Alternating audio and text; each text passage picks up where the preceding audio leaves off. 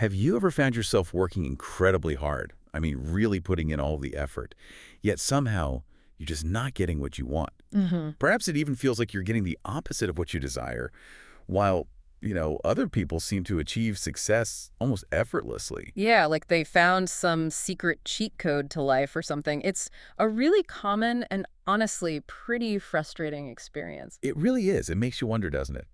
Why does abundance seem to flow so easily for some, while others are just constantly struggling? Well, our deep dive today suggests the answer might lie in a place you maybe haven't fully explored. Understanding and, crucially, intentionally using the immense power of your own subconscious mind. That's exactly what we're getting into today. We're taking a deep dive into the timeless wisdom of Joseph Murphy's The Power of Your Subconscious Mind. Great book. Foundational stuff. Absolutely. Our mission here is to really unpack the profound insights from this book and give you, our listener, 6 practical, genuinely life-changing ideas. Ideas designed to help unlock success, financial well-being, and that sense of inner harmony we're all looking for. We'll explore how your inner world fundamentally shapes your outer reality. We've got some surprising facts and really actionable wisdom that could, well, truly change how you interact with your own mind. Okay, so to really get this, we have to start at the beginning. The first key idea, the first takeaway, is all about the fundamental difference between your conscious mind and your subconscious mind. Right. And Murphy has this fantastic analogy to help visualize it. Think of your conscious mind as the captain of a ship. Mm-hmm. They're up there on the bridge, they see the horizon, they're making all the big strategic decisions, controlling the ship's direction, they've got the big picture. And then down below, you've got the engineers in the engine room. That's your subconscious mind. They control the engines, the instruments. They execute every single command the captain gives. Okay. But here's the key part. They don't know where the ship is going. They just follow orders. They obey without question. Without question. Yeah. Even bad orders. Exactly. Even if the captain mistakenly gives an order to steer straight onto the rocks, the engineers will just do it. Their job is to execute, not to judge or argue. Wow. So our conscious mind is the captain of our body, our environment. Yep. And the subconscious. It accepts orders based purely on what your conscious mind believes and accepts as true. It doesn't filter, it doesn't judge if thoughts are good or bad, true or false. It just responds. It just responds according to the nature of the thought. Precisely. Another really good analogy he uses is thinking of your subconscious like fertile soil. Okay. Whatever seed you plant, rose seed, weed seed, doesn't matter, the soil will grow it. It doesn't prioritize, it just grows what's planted. Your subconscious is just like that. It takes you at your word, almost literally. Which brings up something really critical. Your subconscious mind doesn't get jokes or sarcasm. Not at all. It takes you at your word. Murphy gives some, well, pretty striking examples, like under hypnosis. If a hypnotist tells someone a glass of water is actually full of pepper, their subconscious accepts it, and they might literally start sneezing. Or if they're told they're a cat or a dog. They could genuinely start acting like one. Because the subconscious lacks that ability to argue or dispute, it just accepts the suggestion. That's incredible. And it shows why seemingly harmless phrases can be so damaging. Exactly, like repeatedly telling yourself, oh, I can't afford that, whether it's a car, a vacation, a house. Yeah, we all do that sometimes. But your subconscious hears that as a direct command. I can't afford it. Okay, order received. And then it works to make that your reality, manifesting experiences of lack. And then you end up blaming external circumstances, right? The economy, your boss. Never realizing you might have inadvertently programmed that lack through your own consistent thoughts. Powerful stuff. Really powerful. Okay, so understanding that our subconscious takes us literally, especially with limiting beliefs like I can't afford it, that leads us straight into the second big insight from Murphy. Your fundamental right to be rich, to have abundance, and crucially, overcoming the common mental roadblocks that stop it. Yeah, the book makes a pretty bold claim here. It says it's not just okay, but actually very good to be rich. That feels almost countercultural sometimes. It can, yeah. But the analogy is powerful. Just like free-flowing blood is vital for physical health, the free circulation of money is vital for economic health.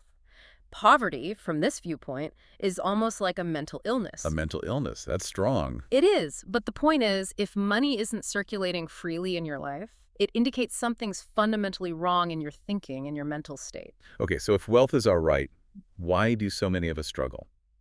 Mercy points to 3 key emotional blocks. The first one, Envy. Ooh, yes. Envy. And the author shares a really relatable story from his youth. Tell me. He and his friends used to see this young guy driving a really expensive car, and instantly, consumed by envy, they'd start making negative assumptions. Like what? Oh, he must have done something illegal, or why do arrogant guys like that get luxury cars and we don't? That kind of thing. That little voice of resentment. Yeah. It's so easy to fall into that trap, isn't it? It really is. But Murphy's insight here is stark. Entertaining envious thoughts is devastating. It literally puts you in a negative position and causes wealth to flow away from you. You lose what you condemn. Exactly. You can't attract what you criticize or envy. He uses this image, imagine wealth, as something you want to connect with. If you approach it with criticism, judgment, envy, it's going to recoil. But if you approach it with appreciation, positive energy. It's drawn to you. The core lesson is the thought you hold about another person's success is your thought. It creates your experience. What you suggest about them, you're actually suggesting about yourself. That's a mind bender. It is. And the author describes his own shift learning to genuinely celebrate others' success, seeing it as proof it's possible, thinking, hey, if they can do it, I can too. That's the constructive approach. A huge mental shift. Yeah. Okay, so envy is one block. What's the second reason Murphy says people struggle? This one might surprise you. Trying too hard. Excessive effort. Trying too hard. How can that be bad? Think about walking on a plank of wood. If it's flat on the floor, easy peasy, right? Sure. Now imagine that same plank is suspended 50 meters up between two buildings. Right. Suddenly, your conscious desire to walk across conflicts powerfully with your imagination screaming, "You'll fall!" Yeah, my palms are sweating just thinking about it. Right. And the harder you try, the more effort you put into consciously conquering that fear-based imagination, the stronger the idea of falling actually becomes. So the effort backfires. Precisely. It's like the don't think of a green hippo idea. The moment you try not to think about it, All you see is a green hippo. exactly. Your subconscious always responds to the dominant idea. And if excessive effort fuels the idea of failure, well, failure is often what you get. Okay, I can see that. Like blanking on an exam you studied hard for. Perfect example. You know the stuff, but the pressure, the trying too hard to recall, it just blocks everything. Then later, when you relax, poof, the answers come back. Because the mental pressure is off. Right. The mistake was trying to force it. So the solution Murphy proposes is actually relaxation. Don't force the subconscious. The effortless way is better. Effortless. How? Know what the end result looks like. See it clearly. And crucially, feel the happiness, the relief, the joy of already having achieved it. Feeling and imagination, those are the keys. Feeling and imagination, not brute force effort. Exactly. And the author's own story about hitting a financial goal really brings this home. Oh yeah, the real estate thing. That's the one. He had this specific money goal and he was trying super hard to make it happen through his YouTube channel, but just hitting walls. Right, focused effort, but it wasn't working. Then these unexpected real estate opportunities kept popping up. At first he resisted, thinking they were distractions from his main plan. Trying to stick to the original effort. Yep. But there was this persistent nudge, this feeling, so he decided to let go of forcing the YouTube thing and just explore these other possibilities effortlessly, almost. And what happened? The outcome was, well, pretty astonishing. He quickly closed a property deal, and the profit. It almost perfectly matched his original financial goal. Actually, it slightly exceeded it. Wow, so the goal manifested, just not in the way he was trying to make it happen. Exactly. It highlights trusting your subconscious, delegating the how to it, and being open to unexpected solutions, like going to a doctor, you explain the problem, you don't dictate the specific medicine, you trust their expertise. Delegate and trust. Oh, what? Let go of the excessive effort. Got it. Okay, so we have envy, trying too hard. What's a third major obstacle? Equal rise here. Fear. Fear, the big one. Yep. Murphy points out that even if you're doing affirmations, positive statements, visualizations, if fear thoughts follow right after, they can completely neutralize the positive work. It's like taking one step forward and two steps back. Kind of. He uses the analogy of a taxi driver. Imagine getting in a taxi, giving your home address, but then every few hundred meters, you change your mind and give a different destination. The driver would be totally confused. You'd never get anywhere. Exactly. With your subconscious, you need clarity. A clear idea of what you want and a definite decision that a solution exists, that success is possible. The idea that gets the most focused, unwavering attention is the one that manifests. So if your dominant thoughts before, say, an interview or an exam are soaked in fear of failure, That fear often creates the very experience you're dreading. The dominant thought wins. Okay, so how do we conquer fear then? Is there a technique? There is, and it's brilliant because it uses that power of imagination we just talked about. Let's say you're afraid of swimming. Okay. Murphy suggests sitting quietly for 5–10 minutes, maybe 3 or 4 times a day. Get really relaxed, then vividly imagine yourself swimming. Just imagine it. But feel it too. Feel the coolness of the water, the movement of your arms and legs. See yourself enjoying it, confident. This isn't just idle daydreaming. What's happening then? What you consistently experience in your imagination sinks deep into your subconscious. It starts building the feeling, the inner reality of being a confident swimmer. It creates the joy and confidence that will then naturally surface when you actually get in the water. So you're pre-paving the experience with positive feeling. Exactly. You're replacing the dominant idea of fear with a dominant idea of joyful success, felt vividly in your imagination. And this works for any fear, public speaking, interviews, anything. That's incredibly practical. Okay, so we've talked about blocks. Now let's really focus on the creation side, our third insight. How to visualize your goals effectively. Yes, building right on that last point, the easiest, most direct way to visualize is to see your goal vividly in your mind's eye, as if it's already real, already happening. See it before it exists? Is that really possible? Well, think about it. The computer or phone you might be listening on right now, someone saw that in their mind, probably in incredible detail, long before it was a physical object. Huh, good point. You know the old saying, don't count your chickens before they hatch? Murphy kind of flips that. He says, humans absolutely can count their chickens, mentally speaking. An architect sees the entire finished building in their mind before one brick is laid. Right, you wouldn't just start piling bricks randomly hoping something nice appears. You'd call the police if a builder did that. So visualizing isn't just possible, it's often the necessary first step in any creation.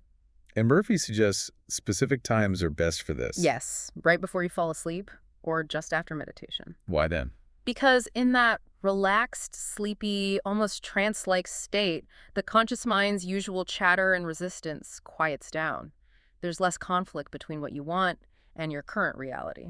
So the subconscious is more receptive then. Much more. It makes it easier for the subconscious to accept your visualized goal and start working on it without interference. Plus, you're giving it clear instructions for the night shift. Night shift. Your subconscious never sleeps. It's always active, controlling your heartbeat, digestion, hair growth, everything. It processes information and works on problems while you sleep. Think of Tesla, Einstein, they famously used sleep to find solutions. Leveraging that downtime. Clever. Yeah. Okay, which leads us neatly into insight number 4. How to receive guidance from your subconscious. Tapping into that inner wisdom for answers. Exactly. When you're stuck on a difficult decision or a problem, the first step is to approach it constructively. That means thinking about the solution, not dwelling on the problem, and doing it without fear or worry. Easier said than done sometimes. True. But Murphy says true thinking is inherently free from fear, and he offers a simple technique. Okay, let's hear it. First, quiet your mind, still your body. Tell your body to relax. Consciously relax. Then, gently focus your thoughts on the solution to your problem. Try to figure it out consciously first. Give it your best logical shot. Makes sense. After that, shift gears. Try to feel the happiness, the relief, the sense of yes you would have if the perfect answer was already yours. Really let your mind playfully soak in that positive feeling. Feel the answer before you have it. Yes. And then just drift off to sleep. And wake up with the answer. Sometimes, but not always immediately. If the answer isn't clear when you wake up, don't stress about it. Get busy with something else entirely. Often the answer will just pop into your mind later when you're preoccupied. Like in the shower or driving. Exactly. The key, Murphy stresses, is persistence. Repeat the process if needed. Keep believing the answer will come and keep feeling the joy of having it in advance. How does this guidance usually show up? It often comes as a hunch, an inner knowing, maybe a strong gut feeling, urging you to do something specific, even if it doesn't make logical sense. Like the author's lost ring story. Perfect example. He used this technique, kept repeating the process, and got this totally unexpected hunch to ask his young neighbor, Robert. Who logically had nothing to do with it. Right. Conscious mind said, that's silly. But he trusted the hunch, asked the boy, and sure enough, Robert had found the ring days before and just put it on his table. Wow. Trust the hunch. Uh-huh. Okay, moving on to something many people struggle with. Insight 5. How to use the subconscious mind for forgiveness. This is such a liberating concept. Think about how life itself operates. Life constantly forgives you. How do you mean? Well, you cut your finger, what happens? But he heals. You burn your hand. New skin grows. Exactly. Life holds no grudges, no resentment. It constantly renews, restores, forgives. But we humans, we often hold on to guilt for years over past mistakes or cling to resentment towards others. Yeah, we replay things endlessly. We do. But here's a fascinating biological fact Murphy brings up. Every single cell in your body replaces itself roughly every 11 months. Physically and psychologically, you're essentially reborn every 11 months. So the me from a year ago isn't even technically me anymore. Cellularly speaking, no. Which offers a radical way to look at forgiveness. If you're still beating yourself up for something you did years ago, you're literally punishing a different person. The cells that make up you today weren't there then. Oh, that's wild. Isn't it? Ask yourself, knowing what you know now, would you make that same mistake today? Probably not. So why keep suffering for the actions of a past self who is, in a very real sense, no longer here? Forgive that dead person and move on. Forgive the dead person. That's powerful. Yeah. It reframes self-forgiveness completely. It really does. Okay, final insight, number 6. This ties everything together beautifully. How to use the subconscious mind for healing. Healing the body. Yes. Think of your subconscious mind like the master watchmaker who designed and built your body. Okay. If you built a complex watch and it broke, you'd know exactly how to fix it, right? Right. Your subconscious created your body. It has the innate blueprint and wisdom to heal and restore all its vital functions. It runs everything automatically, doesn't it? Yeah. Heartbeat, breathing. Precisely. Awake or asleep, it manages incredibly complex processes without any conscious effort from you. Your conscious mind can't operate those systems. But, and this is crucial, it can interfere with them. Interfere? How? Imagine putting someone who's never flown a plane in the pilot's seat. They can't fly it, but they can definitely mess things up, distract the actual pilot, cause problems. Right. In the same way, negative products of the conscious mind worry, anxiety, fear, depression, act like that untrained person. They interfere with the harmonious functioning of your heart, lungs, stomach, immune system. Stress disrupts the subconscious mind's natural healing ability. So our thoughts can literally make us sick or prevent healing. Absolutely. Yeah. So what's the solution when you feel physically or mentally out of sorts? Murphy says, let go, relax, consciously slow down those racing, worried thoughts. Easier said than done, again. It takes practice. He advises guarding the door of your conscious mind like a bodyguard. Be vigilant about the thoughts and ideas you allow in. Focus on letting in only the positive ones: harmony, health, peace, abundance. Because what you feed the conscious mind sinks into the subconscious. Exactly. And when you consistently feed your subconscious life-affirming, positive thoughts, all your bodily functions tend to improve.